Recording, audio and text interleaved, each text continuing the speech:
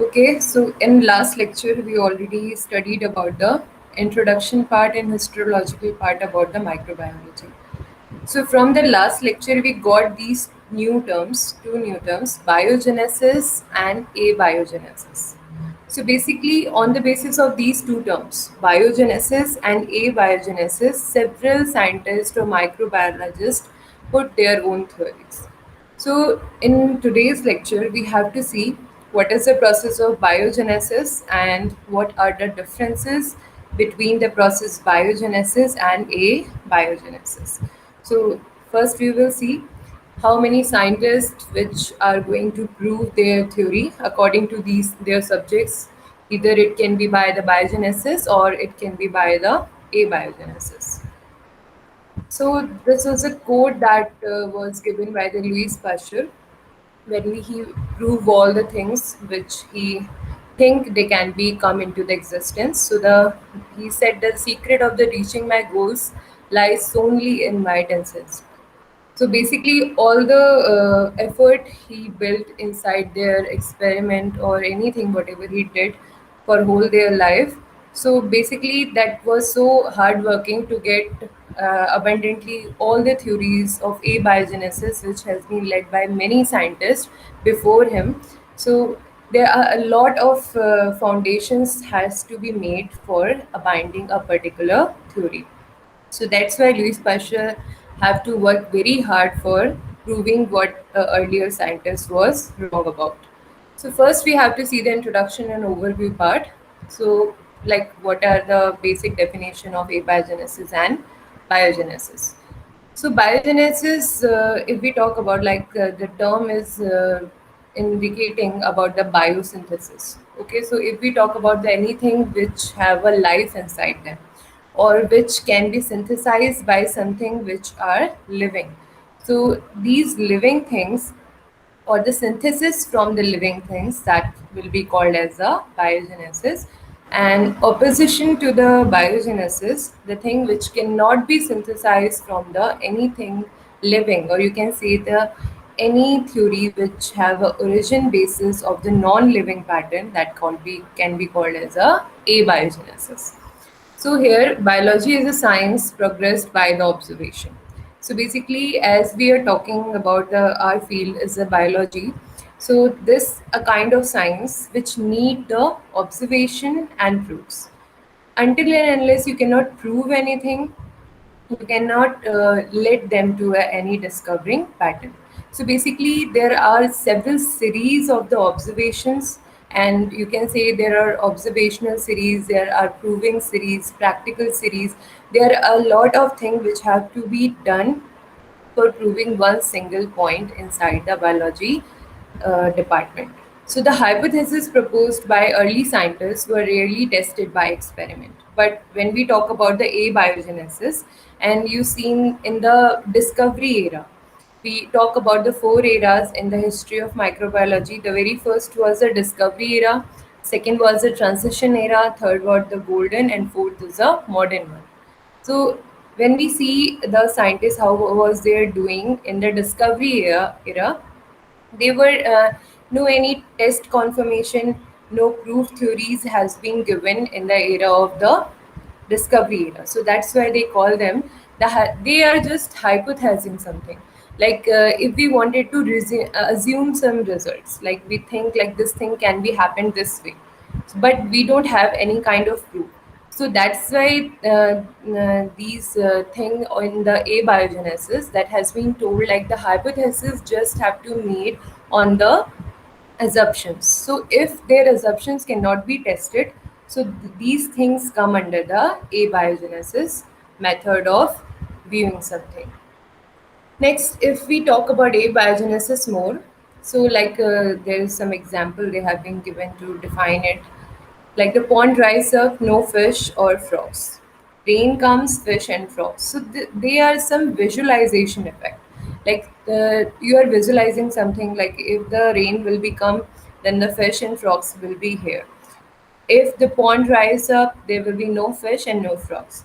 But there is no reasons, there are no proven theory why the fish and frogs are not present when the water was not there. So these are some assumptions but not tested. So therefore it rained fish and frogs. So basically these are the, you can say the abiogenesis is just only by viewing something. Like you see something and you make a assumption about that. So that's all theory contained about the abiogenesis pattern. Now, the theory of abiogenesis, that as known as the spontaneous generation, we all know that the spontaneous generation, we just Aristotle give that first spontaneous generation pattern. So the non-living things can be transformed into living things. So that was the first postulate given by the Aristotle. So this was proposed by Aristotle, who observed rotting meat and flies. So basically, just by seeing them rotting meat and flies, what was proposed by the Aristotle, that these things, or you can say the non-living things, can be just transformed into the living thing. He just watched that thing. He didn't know that exactly this thing going to be happen or not. Existed for nearly 2000 years. Or this experiment of his, or you can say the discovery of this, that particular thing, or you can say that particular idea, that rely into the 2000 years for people thinking. Just one thought of his that can be go through like the for the 2000 years just without giving any proof. Now, the war Helmont, what he did after is like 300 years ago. Belgium doctor John Weir Helmont concluded that mice could be treated from a dirty shirt. Now that this phenomena come into the scenario, like the mice can be treated from a dirty shirt, how it can be possible? Like sometime what happened in the environment? I already told you there was like 99% are the good bacteria, and only 1% are the bad bacteria. So sometimes thing which can be look like bad thing, but they can perform something good afterwards.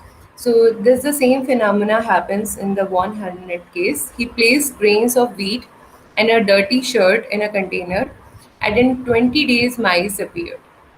Conclusion: sweat caused wheat to ferment into the mice. Abiogenesis. So this thing cannot be possible. These are some assumptions that has been made by the several scientists. So basically, why I am explaining you all the things here, just to see that the people can make the things which cannot be rely on proof.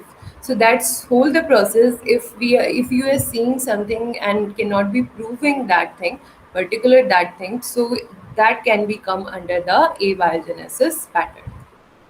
Now the Redeye also, we already studied the Redeye, who basically studied out all the things which has been told by the Aristotle hypothesis. So in 1668, Francesco Redeye, that was an Italian physician, tested Aristotle hypothesis on the meat and flies. So we know what he got. He covered that particular rotten milk jar. So after that covering, he see that there are no maggot appears on the meat surface. So basically, when you covered something, so the you can say interference of that microbes level get decreased. So decreasing in that microbes layer interference with that particular surface can cause the decreasing in microbes generations. So that's why this no maggot appearance when it formed, that was a experiment on the spontaneous generation, which he just said that they can be appeared naturally if the jar is open. So basically, these were the things which are don't have any reliable proof, or you can say they are just they wanted to try it, wanted to prove their pattern, but that was not enough to prove anything basically accepted. Then the Redeye continued for the four sets of jar and meat flakes. One set was open, experimental group, like he was taking four set of jars. So one set was open, one set was sealed, and maggots appear on an open jar of meat. So the conclusion: flies come from flies, biogenesis, life from life. So now this thing, when he do the whole experimental pattern, so there was the first experiment which was going towards the biogenesis. So this was a turning point inside the history of microbiology from the abiogenesis to the biogenesis. So this was the first experiment that was not very sufficient, well accepted experiment, but it was a starting point. So the very first time he concluded that like the flies only come from the flies, but that was not true. But still, the that was something better than the earlier ones. So the biogenesis, life from life. So he just said that life have to be related just only by the life. A non-living thing cannot be converted into the living thing. So that's why he very first assumption that the biogenesis process can be led to the microorganisms activity, or you can say their generations. Bad news, a lot of critics, like some obviously there are a lot of people who going to critics for our things, for bad influence on them. So no air in jar, therefore life could not survive. Redeye repeated his experiment with the mesh wires, supported biogenesis again, and Strix is still obvious. So that's a normal thing. Like people always try to abandon what you have been found. So that's why he did his experiment twice or thrice, many times for supporting his theory. But sometimes people accepted and sometimes people not. So the Redeye was not a very well accepted man in the past, but he did really do a turning point from the abiogenesis to the biogenesis pattern. Now, the Needham, he was the one who re-examined whole the theory of the abiogenesis, and he also did the same experiment that was done by the Redeye. So, observe meat broth left unsealed soon changed the color. So, basically, what he did, he just leave the open jar, and after some time, the color of meat obviously that will be going to change. So basically, this change of color, he told the fellow ones that this changing in the color, this is the major evidence of the presence of microorganism, because something cannot be spontaneously changed in color. But if they are changing their colors, they have to be some reason. There have to be some causes. So what cause he made out at that place? That was the evidence for the microorganisms. Boiled flask of meat broth to kill microorganism, left the flask unsealed. Flask soon become murky and full of microbes. So basically, he also did that boiled thing, like he boiled the whole meat. So after that, he can see that the all microorganism has been killed. But if you remain that open again or unsealed, they will come again and grow on the surface. So the flask soon become murky and full of the microbes. So basically, why he is doing that all the again and again, he wanted to prove the people, like if you are going to open something, then the thing can be grow by their self. This is not a spontaneous thing that has to be done by something. Microorganisms. You can say the discovery of microorganism was not fully fleshed present at that time, but there was a hint of their presence. So that's why they are doing their experiment again and again, just to show people that the presence of microorganism is a reason why the color is changed, why the taste going change, why the meat become murky. So these all the things have the evidence of presence of something. The microbe term was not introduced that time, but there was something which going to do these all things there. So finally, whatever the Nedham continued, that totally going to abandon the abiogenesis. So after Nedham experimental zone, all the things about the abiogenesis has taken a stop.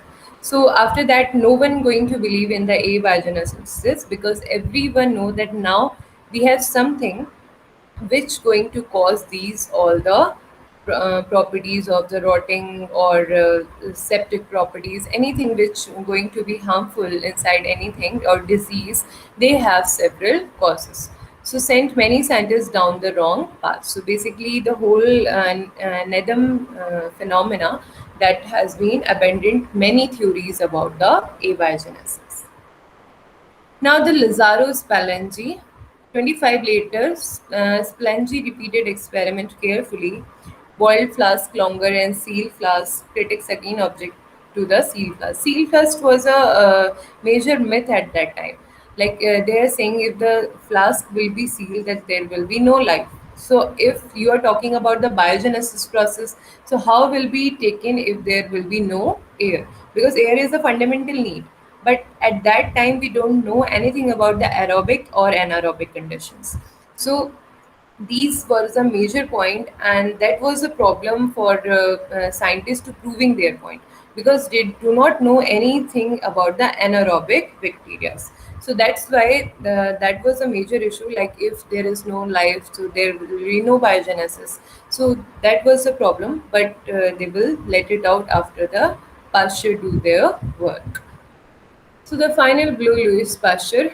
He was a man, or you can say he was a man of the golden era, and Pasteur developed a swan neck flask. So that swan neck flask equipment, everything we know that, like in the Leeuwenhoek case, I told you about that. Only just by telling something, you cannot explain everything. So you need some equipments to perform your work. So the same thing, Pasture will find that need, that we have to find some equipment, we have to have some thing which going to prove our experiment. So basically, the equipment he was found about the swan neck flask. This swan neck flask is a major intermediate condition in between the microorganism growing pattern and their decaying pattern. Now, what Pasteur did, the ball growth air could enter, but microbes were trapped in the curved flask. So he designed that flask in that particular manner that air could pass. Because till now, the major issue was that if the air is not present, biogenesis cannot happen. So he listened people and he work according to them. He think like the people just wanted to see the air should be passed, but microorganisms should be restricted. So he boiled the broth. He just killed all the bacteria inside them, and after that, the flask, the curved flask he made out. He just very strictly about that the air should be passed from that flask neck, but microbes should be trapped outside. So growth remained clear and biogenesis finally proven. So after that, some time growth remained without having any contamination, and biogenesis proved because air was there and all the fundamental things which have to be needed for any living organism, they are all there. So basically, finally, biogenesis proven that the only thing which going to lead the life is a biogenesis, not abiogenesis. You can see the diagrammatic representation. What was Louis done is a non-sterile liquid poured into the flask. Okay, that was non-sterile. After that, he drawn into the flames, and liquid is sterilized by heating. Air forced out to the open end. So whatever the bacteria or bad air that was just forced out. Liquid cooled slowly. Dust and microorganism trapped in bend. So any dust particle or microorganism, they're just going to bend in this depression. They cannot go further because he made the flask like that, because they cannot travel upside. They're just going to trap in this depression. The many equipments in our lab also, or you can say the scientists which perform the function, structural organization of equipment is very important, because any slight depression can lead to make your experiment well, or sometime it can be debarred your experiment. So that's why this slight depression basically make there for just for the trapping the microorganism and dust around that particular specific location. After the long time, liquid remained sterile for many years. So this liquid which was here, that was sterile for many years, no microorganism entry get present inside that particular jar. Open end, after he opened that, plus tipped, so microorganism faded cause contact sterile liquid. Now he just drop off that particular part and just bend the flask. So what happened? Just after a short time, microorganism grew in liquid. So this whole experiment of his, that was based on air. Air was present, microorganism. If you trap microorganism, there will be no infection, but if you let microorganism to come inside, there will be infection again. So basically, whole the theory, like disease or anything which is has to be a particular cause, that has been proven, or by the biogenesis pattern, not by the abiogenesis pattern. So, now we will see what are the major differences. This is a theoretical version of the biogenesis. Like Antony von Leeuwenhoek worked to improve microscope lenses in the mid 1600 and made it possible to see the living organism in a drop of pond water. So 1600, Leeuwenhoek already explained about the certain microorganisms. 1864, after it's like 200 years, 250 years, Louis Pasteur conducted the first experiment that showed conclusively that living things come from other living things. So this was the whole theoretical portion, just what I just explained to you, like the swan neck flash shape he made for the outing of the bacteria. So basically, the whole scenario here, like the what are the differences between the biogenesis and abiogenesis pattern. So there are some bases. On the basis of these, we are just can difference out between the biogenesis or abiogenesis. Like if we talk about their examples, so the cell division lies developing from larva baby mice created by adult male and female. So this is the process of the biogenesis where a living thing has to be made up by a living thing, not by a non-living thing. Abiogenesis, that is spontaneous generation. Anything can be happen anytime. Experimental evidence. Yes, biogenesis need the experimental evidence. Abiogenesis, they never observed anything. They just said what they think can be happen. Time period, that was the mid 19th century to present. And the abiogenesis, that was just Aristotle did that, and in the very earliest Greek to mid 19th century. Originator of the theory was Louis Pasteur for the biogenesis. He proved that theory to the very first time, and abiogenesis was given by Aristotle. Theories state that the life come from, so life come from in the form of biogenesis from the living things, and in the form of abiogenesis that can be happen by the non-living thing. So this is the whole concept of your biogenesis and abiogenesis pattern, like how they are going to work. Okay, these are also some references you can go through for reading more about the biogenesis and abiogenesis. Now you can ask if you have any problem.